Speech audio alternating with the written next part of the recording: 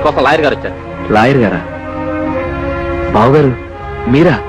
నేను వచ్చింది బంధుత్వం కారణంగా కాదు, బాధ్యత కారణంగా వచ్చాను.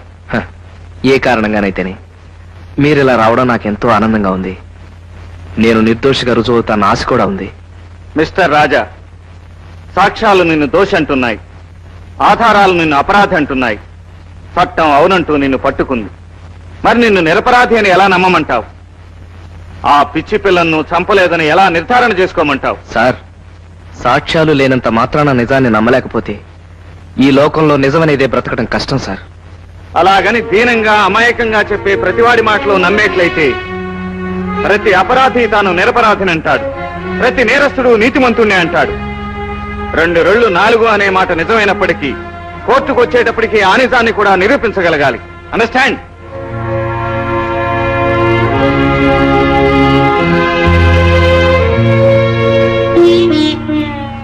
రాజా, నువ్వు నిర్దోషమని లాయర్ గారు నిరూపించాలంటే నీకు తెలిసిన నిజాన్ని దాచకుండా చెప్పాలి. అది తను నమ్మినాడు ఆయన ఆ దేవుడితోనైనా వాదించి నిన్ను రక్షించి తెరతారు. ప్లీజ్, జరిగింది ఏమిటో చెప్పు. చెబుతానమ్మా, చెప్తాను.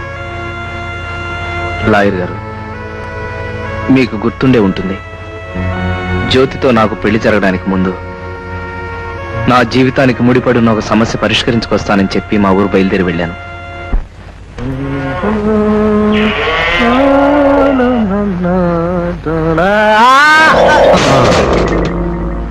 ఎవరా నువ్వు? సైకిల్ కట్టా పడతావు? ఏమండి మళ్ళీ వచ్చేసి వాళ్ళంతా గొడవ చేస్తున్నారండి. నాకు భయంగా ఉందండి. ఒకసారి అండి. ఎక్కడ? అదిగో అక్కడ. పద.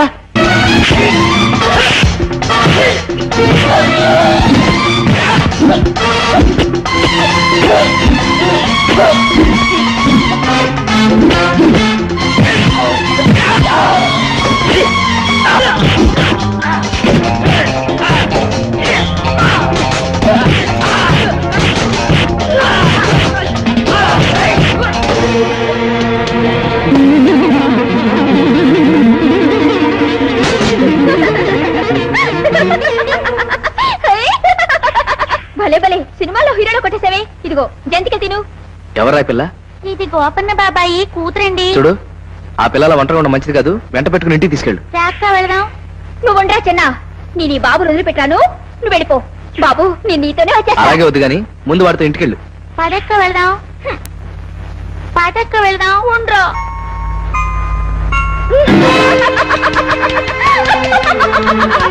మీకు నాకు పెళ్ళైపోయిందండి. మీరే నా మొగుడు. మన ఇద్దరు మొగుడు పెళ్ళాలి. ఏమిటి నీకు మతిపోయిందా? మన పిచ్చి మహాలక్ష్మికి మంచి మొగుడు దొరికాడు. దరిద్ర మొహం, పిచ్చి పిచ్చిగా ఒక నన్ను తగులుకోవాలనుకున్నావు అంటే చంపేగలను. మీరు వెళ్ళిపోతే నేను ఏమైపోతానండి? ఇంకొకసారి నా జోలికి వచ్చావంటే నిజంగానే చంపుతాను. జాగ్రత్త.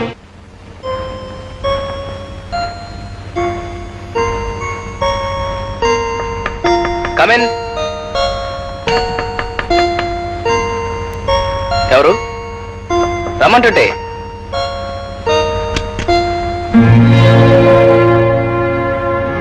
దేవుడి దయవల్ల మీరున్నారు.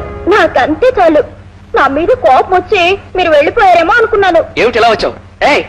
అదేమిటండి అలా అడుగుతారు? మొగుడు ఎక్కడుంటాడో పెళ్ళం కూడా అక్కడే కదండి ఉండేది. మీరు కొట్టారని మిమ్మల్ని వదిలి నేను ఎలా వెళ్ళిపోతానండి? చంపేసినా మీ చేతుల్లో చచ్చిపోతానే తప్ప మిమ్మల్ని వదిలి ఉండలేనండి. గొడవ చెప్పగా బయటకెళ్ళు. ఎక్కడికి పోనండి? ఏట్లోకి పోయి చావునా? మీరు నిజంగా చచ్చిపోమంటే చచ్చిపోతాను. చెప్పండి. మీరు అన్నం తింటున్నారా? నాకు ఆకలిస్తుందండి. పొద్దున్నుంచి నేను ఏమీ తినలేదండి. నాకు ఆకలిని ఎవరితోనో చెప్పాననుకోండి, వాళ్ళు నా వైపు అదోలా చూస్తారండి. అన్నం పెడతామని చెప్పి చేయి పట్టుకుంటారు, బయట లాగుతారు.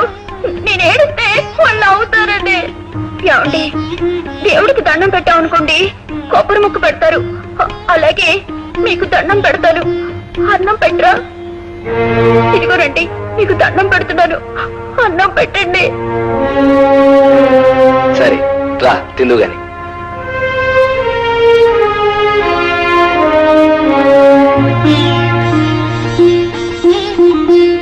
నాకు తెలుసు, మీరు మంచివారు, చాలా మంచివారు.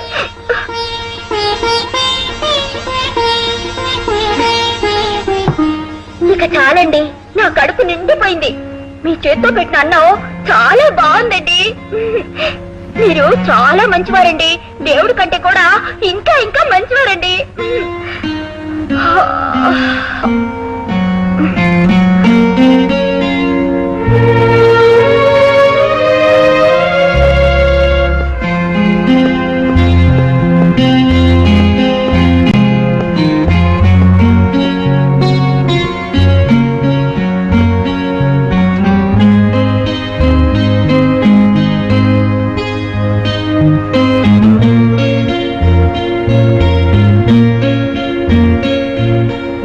చూడండి మేనేజర్, నేను ఇప్పుడు 5:30 బస్సుకు వెళ్తున్నాను. బిల్ ఎంత అయిందో చెప్తారా? చెబుతా సార్. సార్ మీరు రూమ్ తీసుకుని రాత్రంతా ఇక్కడ సోఫాలో పడుకున్నారేంటి? ఆ పిచ్చి పిల్ల ఆకలంటూ నా గదికి వచ్చింది. సరే అన్నం తిని అక్కడే మంచం మీద పడుకుని పోయింది.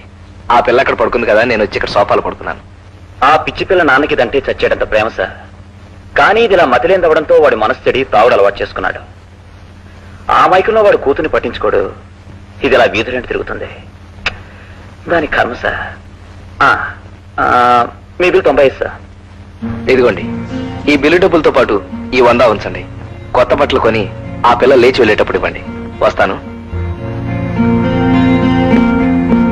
ఆ విధంగా ఆ ఊరి నుంచి బయలుదేరి వచ్చేశాను. నిజానికి ఆ పిచ్చి పిల్లకు నాకు ఏ విధమైన సంబంధం లేదు. దండ వేసి నలుగురిలోనూ అల్లరి చేసినందుకు కోపగించుకున్నాను. ఆ కోపంలో ఆమె మీద చేయి చేసుకున్నందుకు బాధపడ్డాను.